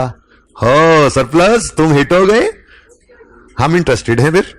ये ग्रीन एंट्री है, ये ग्रीन एंट्री है, और यही ग्रीन एंट्री हमें चाहिए थी, और ये वाली एंट्री करेंगे हम ओ मार्कर से, ठीक है। ये इससे तो नहीं होगी ये एंट्री जी, उम्मीद है आप समझ गए हैं, होमवर्क में पहले ही लिखवा चुका हूं, अल्हम्दुलिल्लाह मिशन अकम्प्लिश्ड। 1 जनवरी 18 पर क्या एंट्री होगी भाई? 1 जनवरी 18 पर क्या एंट्री होगी? एसेट बढ़ गया, एसेट बढ़ गया, एसेट बढ़ गया, एसिड डेबिट, ठीक है, नहीं इसको थोड़ा ऊपर लिखें, एसिड डेबिट जी कितने से, 382 से, revaluation surplus in OCI credit 250 से, और प्रॉफिट एंड लॉस अकाउंट आ गया, प्रॉफिट एंड लॉस क्रेडिट किधर गया, प्रॉफिट एंड लॉस क्रेडिट आ गया 132 से। ठीक हो गया जी। ये किस दिन एंट्री फरमाई आपने, यकम जनवरी 18 पर, ठीक है जी। अच्छा लो भाई, लो भाई, लो भाई, कोई प्रॉफिट अज्यूम करा लो भाई, कोई प्रॉफिट अज्यूम करा लो भाई। भाई 2000 से ऊपर चले भी जाओ अब आप लोग, 2100 का प्रॉफिट आया, ठीक है, ओके जी। 2000 तरक्की कर रहे हैं हम, तरक्की कर रहे हैं। अभी शुक्र है 20 नहीं था, कोरोना ने भी आना था, 18 सॉरी, अच्छा जी 18 ही है, ये नहीं भी हो रहा तो 18 ही है, हो गया। लो भाई 2100 का प्रॉफिट आया, और ये एंट्री देखो कितनी खूबसूरत एंट्री है यार, चेक करो। ऐसे debit revaluation surplus in OCI 250 से क्रेडिट, और प्रॉफिट एंड लॉस अकाउंट 132 से क्रेडिट। ओह ये लाल सी होना है, ओके, वो reversal of loss profit and loss में चला गया पॉजिटिव साइन के साथ, वो भी गया होगा, ठीक है। अब कहानी मुकम्मल है, अब कहानी मुकम्मल है। लो भाई अपनी अपनी गाड़ी में बैठो भाई, चलो भाई, चलो भाई, चलो भाई, आ जाओ भाई, आ जाओ भाई। 18 वाले 18 वाले प्रॉफिट कितने हैं, 18 वाले प्रॉफिट हैं 2100, और surplus arose during the year कितना है 250। अब इससे ज्यादा मैं कुछ नहीं कर सकता इस कॉन्सेप्ट में, ठीक है। अच्छा जी, उसके बाद ईयर एंड आएगा, आएगा बोलो, ईयर एंड आएगा जी, बिल्कुल आएगा, 31 दिसंबर 18 आएगा, और डेप्रीसिएशन होगी 600 बटा 14 और 250 बटा 14 जी। थोड़ा सा जज्बाती होकर लेके हूं जी, 43 और 18, ठीक है जी। बुक वैल्यू जी 557 और 232, ठीक है। अब ये 43, अब भाई देखो 18 के साल की पहली एंट्री हमने नहीं करनी, कौन सी, अक्यूमुलेटेड, यहां नजर भी नहीं आ रही है, ये तस्वीर में आया भी नहीं, accumulated depreciation debit acid transfer की एंट्री हमने नहीं करनी थी, दूसरी एंट्री हमने कर ली, ये acid debit, revaluation surplus in OCI credit, और प्रॉफिट एंड लॉस क्रेडिट, ये दूसरी एंट्री आ गई इस साल की। तीसरी एंट्री हम फिर नहीं करेंगे, depreciation expense debit accumulation credit. मैं इंटरेस्टेड नहीं हूं इस एंट्री में, करनी है अगर सवाल मांग ले तो मैं तो सिर्फ आपको मतलब की जी। चौथी एंट्री रीवैल्यूएशन सरप्लस डेबिट, तो 31 दिसंबर 18 पर आपने ये वाली एंट्री पास करवाई मेरे से, रीवैल्यूएशन सरप्लस। अब इसके साथ ओसीआई नहीं लिखना, कितने से जी 18 से। उम्मीद तो है कि अब काफी अफाका हो गया होगा। तो आखिरी साल की आखिरी वाली एंट्री क्या होगी जी, 18 रुपए से रीवैल्यूएशन सरप्लस डेबिट और रिटेन्ड अर्निंग्स क्रेडिट, और ये कितना बच गया 232। मुकाओ भी सही के बस सवाल नो कर ही जाना है जी, सही है जी। ये है जी पूरी पिक्ट्यूरे, ये है दरअसल पूरी, बाकी बत्ती तो चूंकि आपके पास पहले से थी इसलिए मैं उसको छुपा दिया है, और ये सारी पिक्ट्यूरे है। इसमें आपने सिर्फ क्या करना है, एक मिनट, ये तो ब्लू ग्रीन किया ही नहीं था। इधर देखो, आपकी सिर्फ 3 एंट्रीज जो आपने उस लेक्चर 28 था ना, लेक्चर 28 की जितनी एंट्रीज थी उन सब में से सिर्फ 3 एंट्रीज में यकम जनवरी 14 वाली के सरप्लस के साथ 350 के साथ ओसीआई लिखने, यकम जनवरी 16 वाले 312 के साथ ओसीआई लिखने, और यकम जनवरी 18 वाले 250 के साथ ओसीआई लिखना है, बस। बाकी सारी एंट्रीज आपकी वही की वही हैं, सिर्फ ये ओसीआई हमने यहां पे लिखना था। अगली कहानी आपको सारी समझ आ गई। जिस साल सरप्लस आता है वो प्रॉफिट एंड लॉस के नीचे वाले हिस्से में प्रेजेंट होकर अपने घर आता है, ठीक है, और मूवमेंट जो बाद वाली है वो विद इन इक्विटी होती है, ठीक है जी। अच्छा जी, वो एंट्रीज हम क्या करने देख के, वो आपके पास वर्किंग भी है ना। अच्छा ये तस्वीर तो कहने दो, क्योंकि ये नजर आ रही होगी बच्चों को, फिर बाकी कुछ नहीं भी नजर आती कुछ बच्चों को।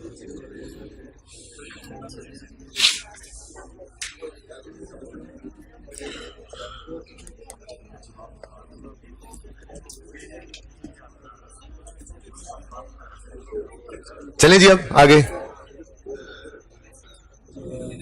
अब ये क्या नजर आएगा यार, वो वर्किंग वैसे हुई हुई है आपके पास, उसकी जरूरत ही नहीं थी आप करने, आपको एंट्रीज भी करने की जरूरत नहीं, सिर्फ अपनी एंट्रीज में आपने उधर इन ओसीआई लिखना है, 2 जगह पे 3 जगह पे, बस अल्लाह खैर सल्लाह। असल चीज तो सिर्फ ये थी मतलब की। अच्छा जी आप देखें जरा होमवर्क को, शक्ल होमवर्क की शक्ल देखें।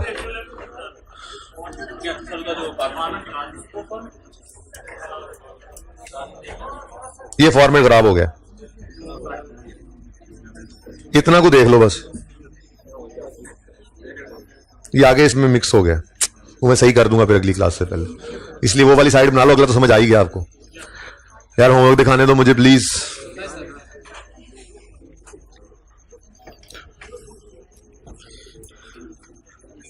Statement of changes in equity के चैप्टर में नजर डालें तो ये एक प्रैक्टिस क्वेश्चन 2 है, मूनलाइट पाकिस्तान। इसमें एक आधी एडजस्टमेंट आपको तंग करेगी, बाकी रीवैल्यूएशन भी है, राइट इशू भी है, प्रॉफिट्स भी गिवन है, डिविडेंड्स की बारिश हुई पड़ी है, और स्टेटमेंट ऑफ इक्विटी बनानी है आपने, सिर्फ 1 साल की बनाना जो मांगा हुआ है। उसके बाद पास पेपर है वेडनेसडे लिमिटेड, डिविडेंड्स की बारिश भी है और राइट इशू भी है और रीवैल्यूएशन भी है। 7 नंबर का, स्प्रिंग 19 में आया, ऑटम 19 में आया था। फिर एस्ट्राजेनेका है, फिर रीवैल्यूएशन भी है, डिविडेंड्स की बारिश भी है और रीवैल्यूएशन टिका के है। 8 नंबर का ये स्प्रिंग 21 में आया था। इतने ही होते हैं, काम भी इतना का। इतनी देर समझाने पे क्यों लगाइए कि 5 मिनट के अंदर ये सवाल हो जाए तुम्हारा, हो जाएगा इंशाल्लाह। ठीक है जी, तो पास पेपर 1 और 2 और प्रैक्टिस क्वेश्चन 2 ये खत्म हो गए तो इंशाल्लाह टॉपिक खत्म है, जिंदगी रही तो कल मिलेंगे। अल्लाह हाफिज।